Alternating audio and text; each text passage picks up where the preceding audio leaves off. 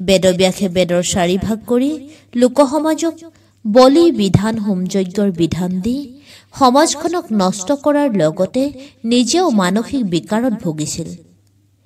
যদি বেদ সমাজৰ বাবে হিতকাৰী গ্ৰন্থই হয় তেন্তে ৰচক ব্যাস মানসিক বিকাৰগ্ৰস্ত হ'ল কিয়?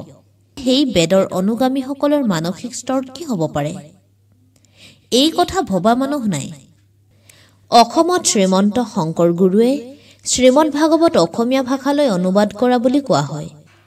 দৰাচলতে শ্ৰীমন্ত শংকৰদেৱে ভাগৱতৰ প্ৰথম, দ্বিতীয়, ষষ্ঠ, অষ্টমৰ অংশবিশেষ, দশম, একাদশ, দ্বাদশ স্কন্ধকেইটাহে লিখি উলিয়াইছিল। এতিয়া সেই অপভ্ৰংশবোৰ শুদ্ধ কৰে কোনে? জানে কোনে? পৰম কৃপালু জগতগুৰু কৃষ্ণগুৰু প্ৰভু ঈশ্বৰৰ শ্ৰীচৰণত, লগতে পৰম গুৰু গুৰুকৃষ্ণ প্ৰেমানন্দ প্ৰভু ঈশ্বৰৰ শ্ৰীচৰণত শতকৌটি সেৱা জনাই আপোনাসৱ ঈশ্বৰৰ একান্ত ভকত ভক্তৰ চৰণতো ৰাখি সেৱা নিবেদিছোঁ। লগতে জানি বা অজানিতে ৰৈ যাব পৰা ভুল ত্ৰুটিৰ বাবে ক্ষমা বিচাৰি গুৰুজনাৰ শ্ৰীমুখ নিঃসৃত বাক্যামৃতৰ মাজলৈ আগবাঢ়ো। নাৰায়ণে বেকত কৰা শ্ৰীমদ ভাগৱতৰ মূল তত্ত্ব হ'ল জ্ঞান, বিজ্ঞান, তদং আৰু ৰহস্য। পৰৱৰ্তী কালত ব্ৰহ্মাই নাৰদৰ আগত ভাগৱতৰ তত্ত্ব প্ৰকাশ কৰাতে আন দুটা শ্লোক বা তত্ত্ব সংযোগ কৰিলে। সেই দুটা হ'ল ঈশ্বৰ আৰু জীৱ। নাৰদে ভাগৱত প্ৰকাশ কৰিছিল ব্যাসৰ আগত। বেদব্যাসে বেদৰ 4 ভাগ কৰি লোকসমাজক বলি বিধান হোমযজ্ঞৰ বিধান দি সমাজখনক নষ্ট কৰাৰ লগতে নিজেও মানসিক বিকাৰত ভুগিছিল। যদি বেদ সমাজৰ বাবে হিতকাৰী গ্ৰন্থই হয় তেন্তে ৰচক ব্যাস মানসিক বিকাৰগ্ৰস্ত হ'ল কিয়? এয়া হ'ল শুকদেৱে পৰীক্ষিতক কোৱা কথা। শুকে পৰীক্ষিতৰ আগত কোৱা ভাগৱতৰ কথা।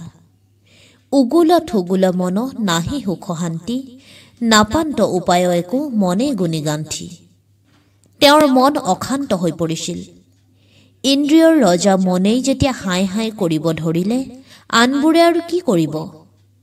তেওঁৰ চিত্ত অস্থিৰ হৈ পৰিল। তেওঁ ধ্যানত পৰম ব্ৰহ্মক সাক্ষাৎ কৰে।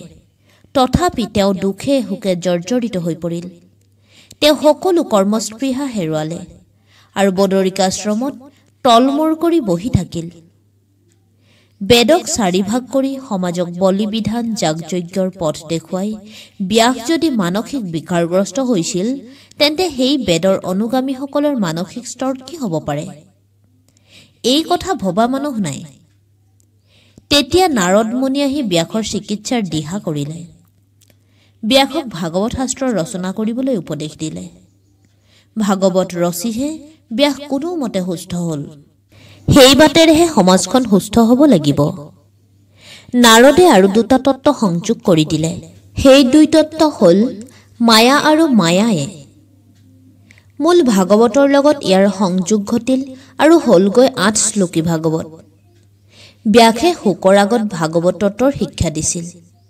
ব্যাখ্যা কৰোঁতে আৰু দুটা তত্ত্ব সংযোগ কৰি দিলে। সেই তত্ত্ব দুটা হ'ল জাতি আৰু দ্ৰব্য। ফলত 10 শ্লোকী ভাগৱত হ'ল। শুকদেৱে পৰীক্ষিতৰ আগত ভাগৱত ব্যাখ্যা কৰোঁতে আৰু দুটা তত্ত্ব সংযোগ কৰিছিল। সেই দুটা হ'ল জ্ঞান আৰু গুণ। ভাগৱত হৈ পৰিল 12 শ্লোকী ভাগৱত। সেই 12 শ্লোকী ভাগৱত প্ৰবচনৰ দায়িত্ব পৰিল সূতৰ ওপৰত।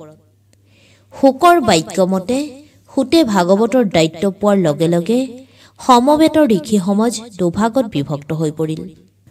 60,000 ঋষিৰ 28,000 সূতৰ লগত থাকিল। 32,000 4 বেদৰ বলি বিধান হোমযজ্ঞকে প্ৰচাৰ কৰি থাকিল। অসমত শ্ৰীমন্ত শংকৰ গুৰুৱে শ্ৰীমদ ভাগৱত অসমীয়া ভাষালৈ অনুবাদ কৰা বুলি কোৱা হয়। দৰাচলতে শ্ৰীমন্ত শংকৰদেৱে ভাগৱতৰ প্ৰথম, দ্বিতীয়, ষষ্ঠ, অষ্টমৰ অংশবিশেষ, দশম, একাদশ, দ্বাদশ স্কন্ধকেইটাহে লিখি উলিয়াইছিল। বাকী তৃতীয়, চতুৰ্থ, পঞ্চম, অষ্টমৰ কিয়দংশ, নৱম এই স্কন্ধবোৰ তেওঁৰ শিষ্যসকলে অনুবাদ কৰিছিল। প্ৰতিলিপি তাৰ পিছত অসমীয়া ভাগৱত বাৰম্বাৰ প্ৰতিলিপি কৰা হৈছিল। প্ৰতিলিপি কৰোঁতে ইচ্ছা বা অনিচ্ছাকৃতভাৱে অসমীয়া ভাগৱত সলনি হৈ পৰিল। ফলত ভাগৱতত মূল নীতি চাৰিশ্লোকী তত্ত্ব বিভ্ৰাট হৈ পৰিছিল। এতিয়া সেই অপভ্ৰংশবোৰ শুদ্ধ কৰে কোনে, জানে কোনে?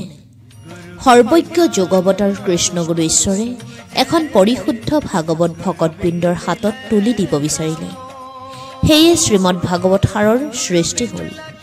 জয় কৃষ্ণগুৰু।